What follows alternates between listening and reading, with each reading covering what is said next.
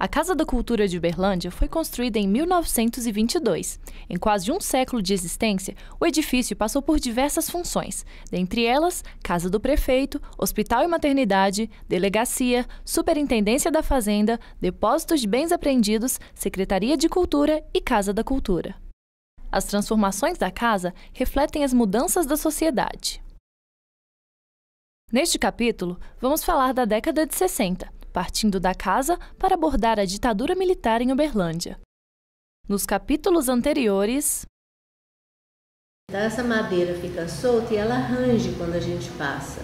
Essa é uma madeira colocada estrategicamente para servir de alarme para os escravos, né? Os funcionários. Nessa época já não tinha escravos mais. Ele foi a São Paulo, numa das viagens que ele fez a São Paulo, ele viu lá um palacete muito bonito e ele fotografou esse palacete de qualquer jeito, conseguiu a planta. Quando quebrou a Bolsa de Valores de Nova York, aí ele perdeu, né, tudo que ele tinha, inclusive a casa, perdeu as coisas de valores que tinha na casa, como os lustres de cristal. E ele e a mulher dele moravam no hospital, era a residência dele. E era também um lugar onde ele atendia doentes e internava também e fazia até cirurgias. O médico acrescentou, fez um anexo para abrigar a sala de cirurgias dele, né, a sala de esterilização de materiais cirúrgicos, porque dizem que morria muita gente na clínica por falta de uma asepsia bem feita.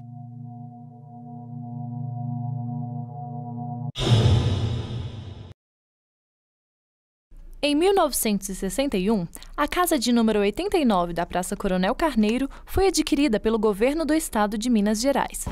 Nela, foi instalada a Delegacia de Polícia Civil, onde presos ficavam encarcerados no porão da casa.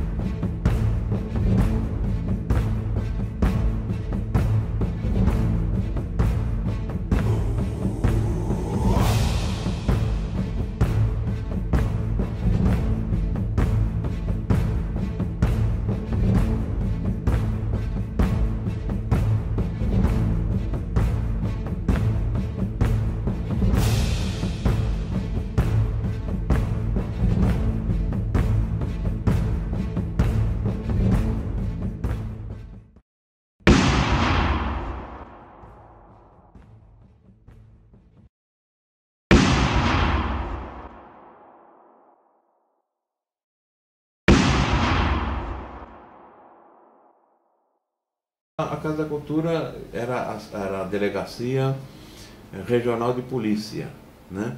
A delegacia funcionava antes no prédio ali da Biblioteca Pública. Em 61, ela desceu para o prédio ali da Casa da Cultura.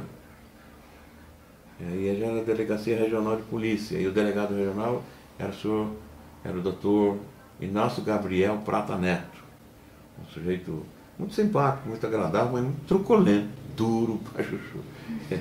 E ali os porões ali foram xadrezes, né? Foram prisões de comunistas ou de supostos comunistas, né?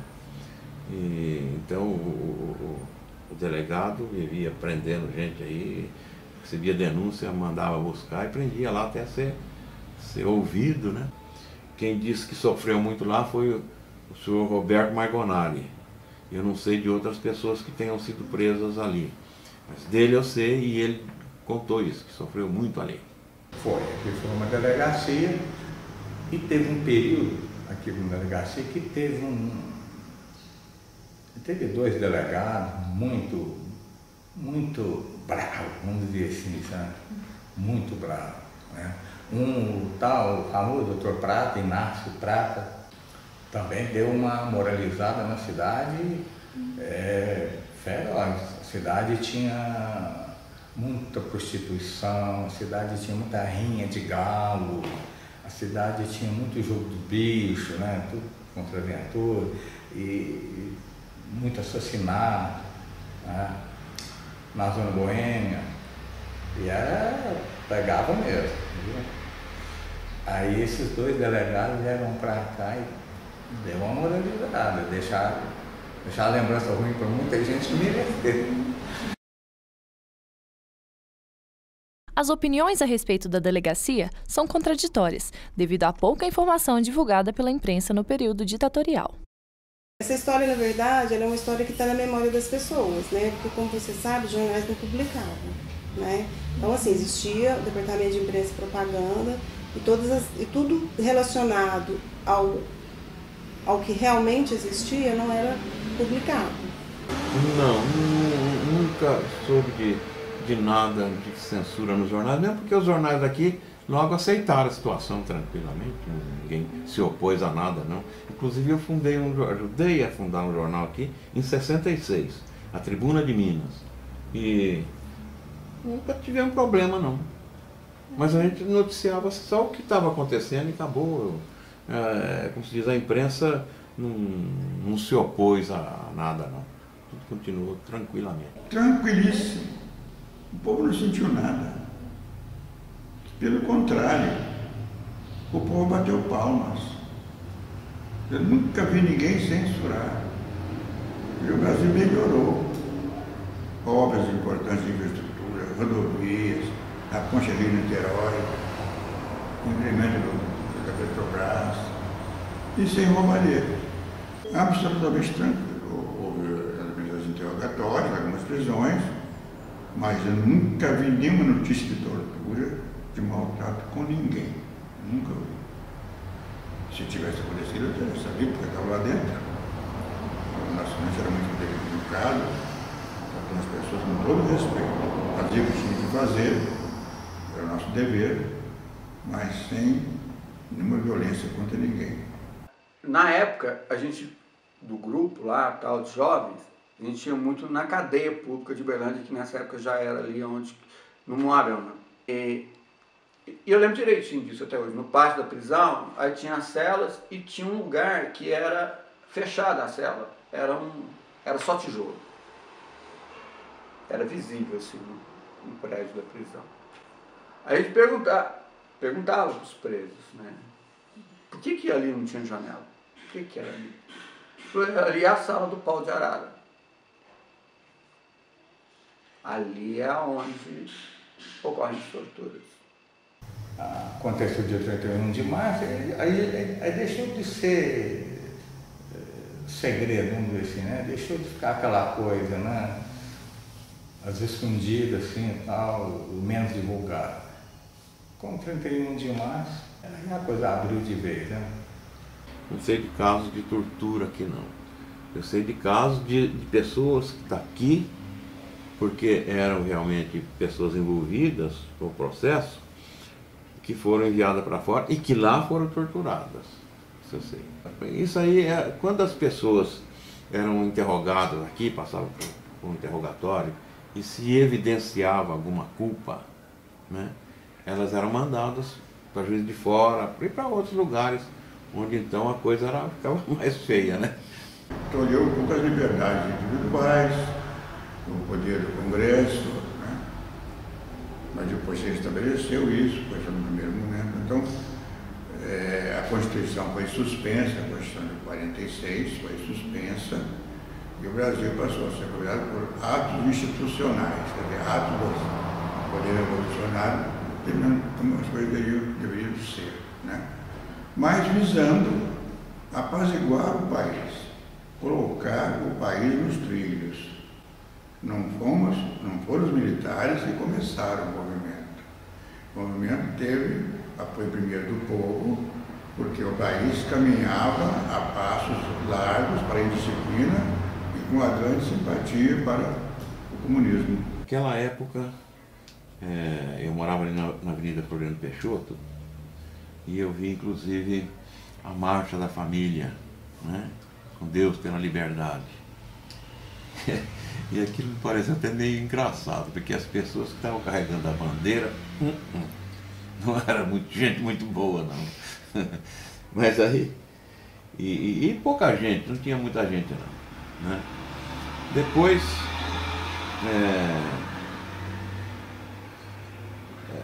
aqui houve assim muita denúncia até vazia, certo? Só parece que uma espécie de vingança pessoal, houve muito caso. E muitas denúncias certas de pessoas que realmente eram comunistas. O que também, para mim, não tem muita importância, não, porque pensar diferente não é crime nenhum, né? Eu acho que não. Mas então, o que houve aqui foi uma porção de denúncias. Muita gente foi presa, muita gente foi mandada para juiz de fora, e muita gente foi trazida aqui para o quartel inutilmente, à toa, só porque denunciaram, chegou aqui não era nada. Mas eu sei até de alguns casos de uma professora ali do Colégio das Freiras, de um diretor de escola. A professora foi denunciada porque, o que foi que ela fez? Eu me lembro bem, ela conduziu os alunos dela numa pesquisa assim com a miséria, com a pobreza, e acharam que isso era comunismo. Isso não é comunismo, meu Deus do céu. Você se interessar pelo pobre é comunismo? Que bobagem. Uberlândia sempre foi considerado uma Moscou de Minas Gerais, porque aqui o foco de comunismo aqui na década de 40, 50 e até 60 foi forte demais. Então muitos desses comunistas eram trazidos para cá. Então nós começamos um trabalho isso no Brasil todo, os famosos IPM, Inquérito Policial Militar. Então nas sedes das organizações militares foi nomeada em cada sede uma comissão, um juiz, um auditor, um escrivão, para ouvir todas as pessoas suspeitas de serem comunistas. Aqui em Berlândia aconteceu o mesmo. Aqui foram ouvidas mais ou menos umas 200 pessoas. Alguns líderes comunistas famosos, como por exemplo Roberto Margonari, famoso, né? Era um idealista, mas era comunista. Evidentemente, acabou sendo preso.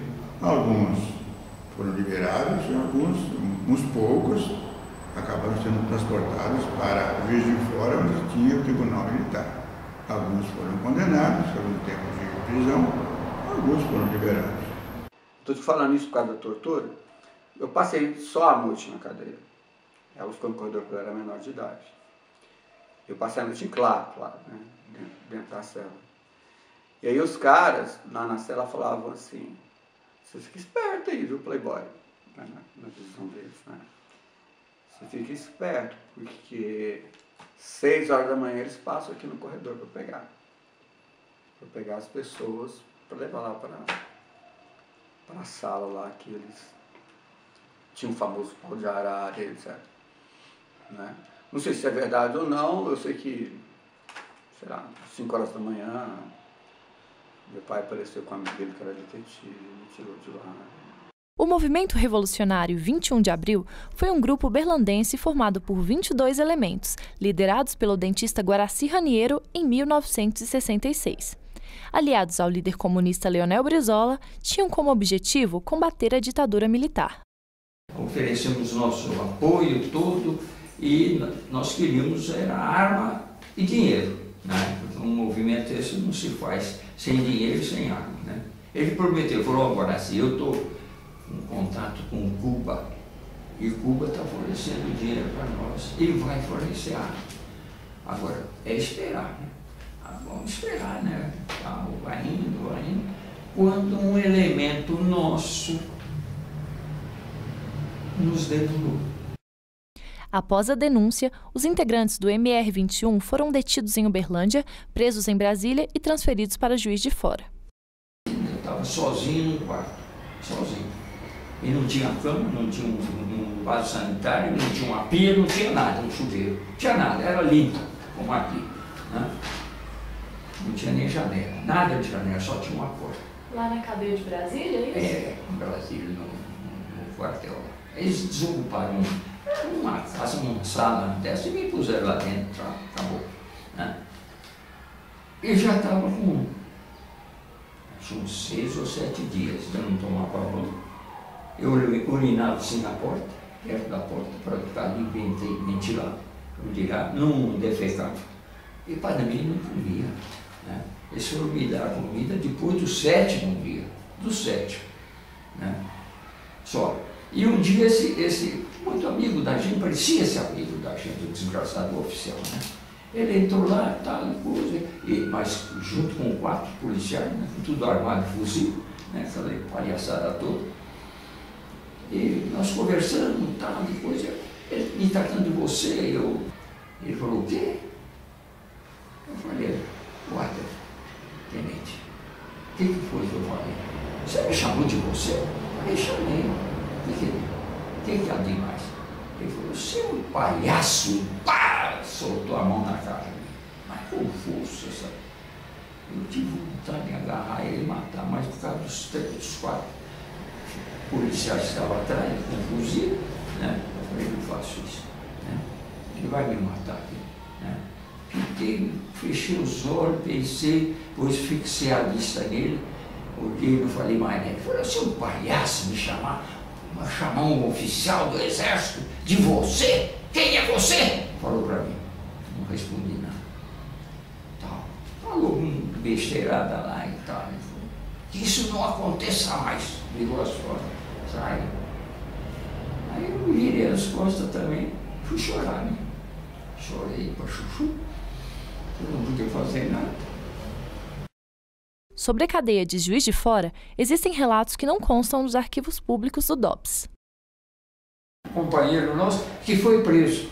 Aí eles levaram lá, no canto deles lá, mandaram ele tirar a roupa. Bateram nele, depois puxaram uma moça, despiram a moça e falou para eles, agora você vai ter relação com ela. Ele falou, não, de jeito nenhum, não posso fazer uma coisa dessa.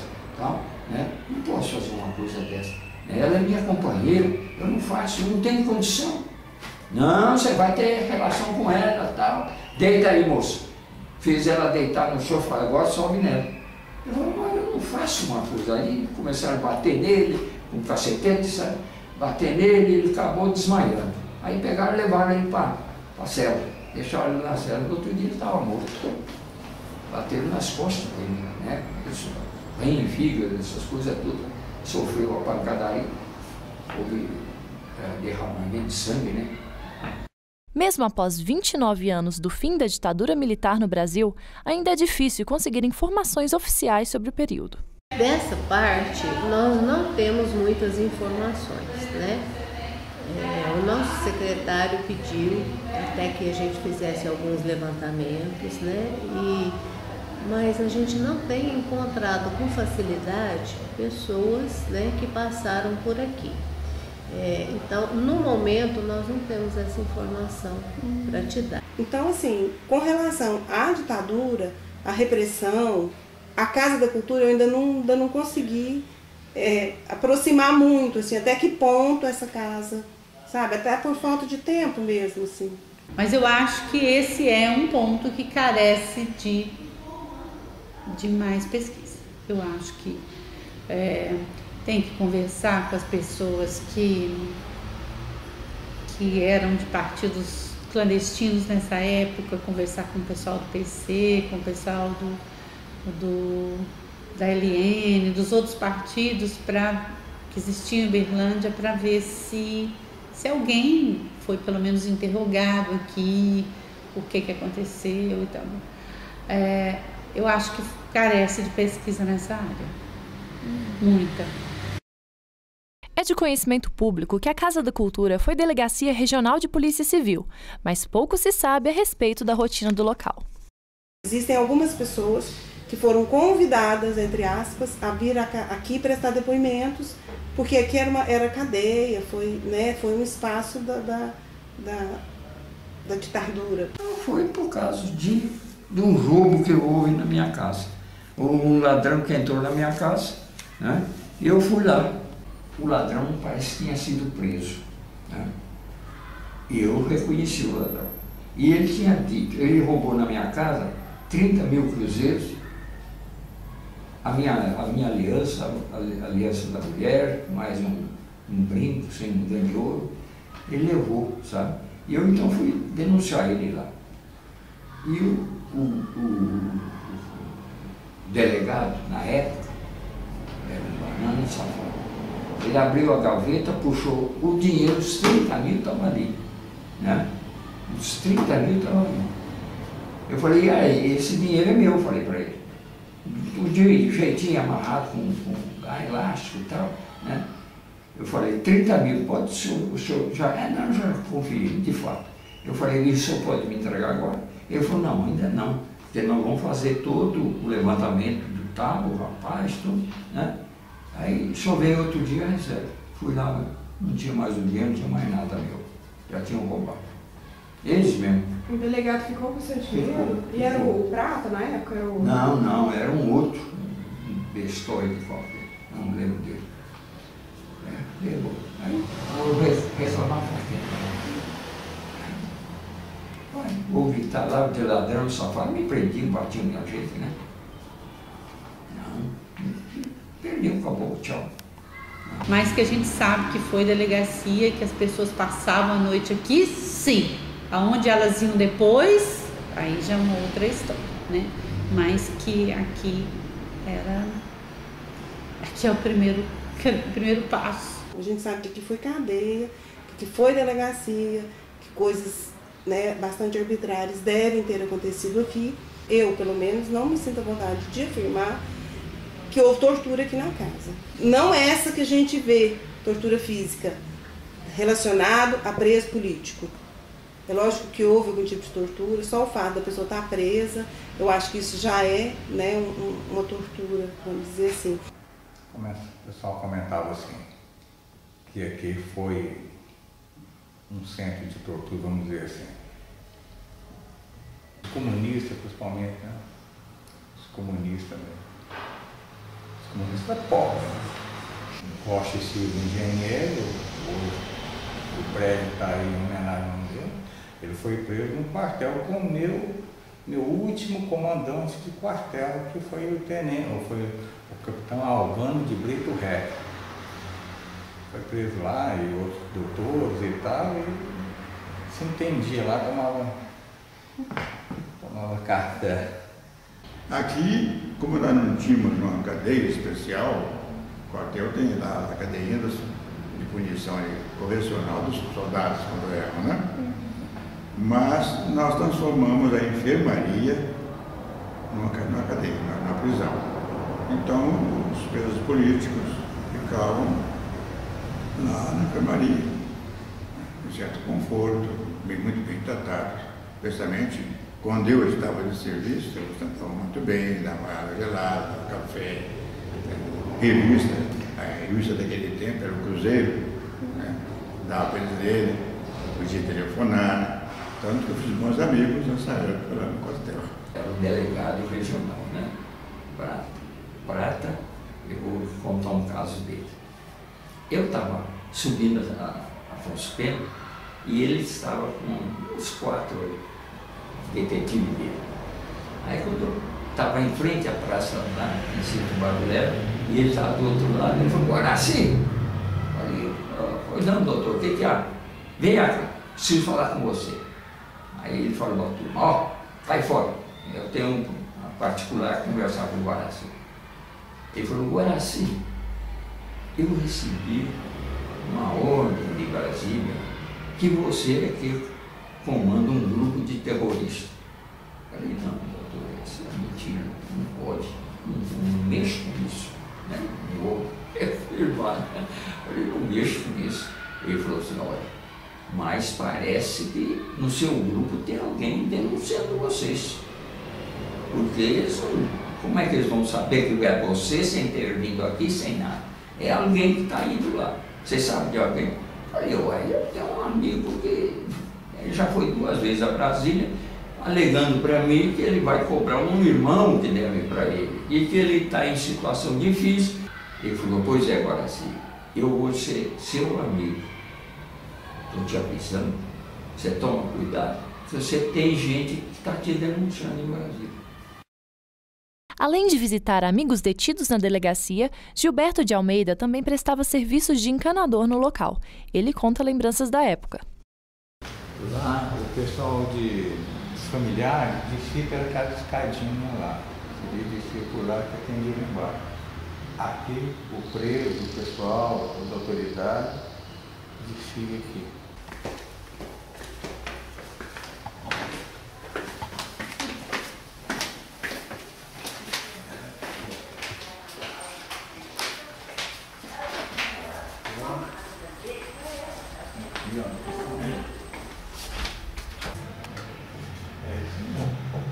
Essa é de lá estava preso, porque esse pessoal estava por pouco tempo, né? Pela Rodão ficou muito tempo, o caso dele foi demorado. Quanto tempo ele ficou, seu? Foi muito. A Odeon deve ter ficado aqui uns 2 anos. Ah, é ruim, a gente tem lembrança ruim de ver as pessoas que a gente gostava, né? Era amigo ali no bairro. Meu pai sentido pelo amigo aqui dentro, tá preso, né? Eu lembro assim da feição, meu pai saiu, a gente lamentando de ter, né? De deixar um amigo, ver um amigo aqui tão triste naquela situação, né? Preocupado com a família, preocupado com os trabalhos, né? Lembro, eu tenho lembrança desse pedacinho aqui, desse trechinho da casa. Meu pai tivesse com a gente e falar para ele que eu vim aqui fazer essa entrevista com vocês, né? E falar, meu filho, por que você foi ficar lá só causando tristeza, lembrança ruim e tal. Meu pai falava.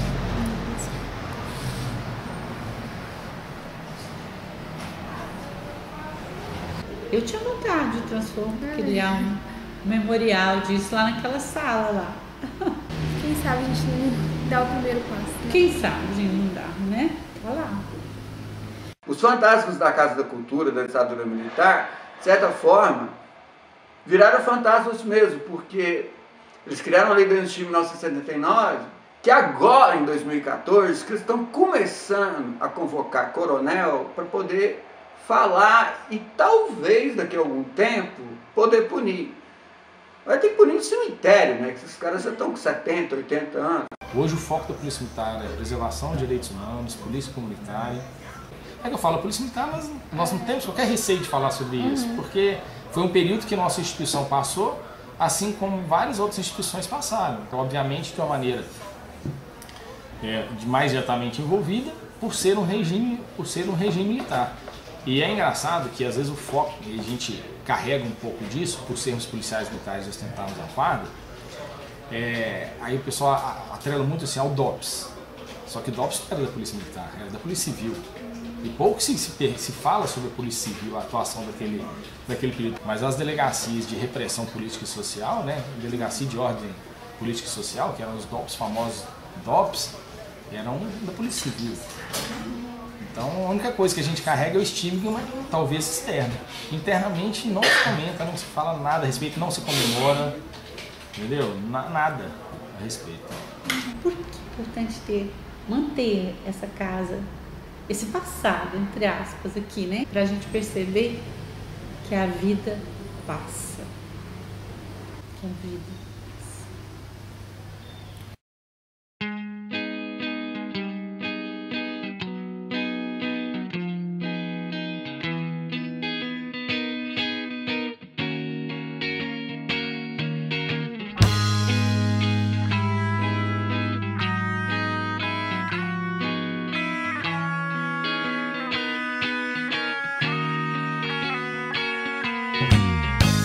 Soltar os bichos na América pobre, clamam por terra no terceiro mundo. Passar montanhas simbolizam a nova revolução. Nos próximos capítulos de Histórias e Memórias... Essas salas aqui eram cheias de coisas jogadas, coisas que a polícia pegava, né? Contravenção, de arroz, feijão, sei lá o que. Mas o Estado acabou cedendo para a delegacia fiscal. Quem estava pagando aluguel lá era a prefeitura. É um serviço público da Casa da Cultura à comunidade. É uma conquista da comunidade. Quando eles chegaram na parte de baixo, eles viram pessoas caídas no chão, pessoas acorrentadas, pessoas machucadas, e eles saíram correndo e não quiseram mais entrar porque disse que a casa era assombrada. Eu olhei e falei, uai, dona Alice, quem está com a senhora? Eu falei, não, estou sozinha, dona Ana. Eu vi uma mulher de cacharel branca do lado dela.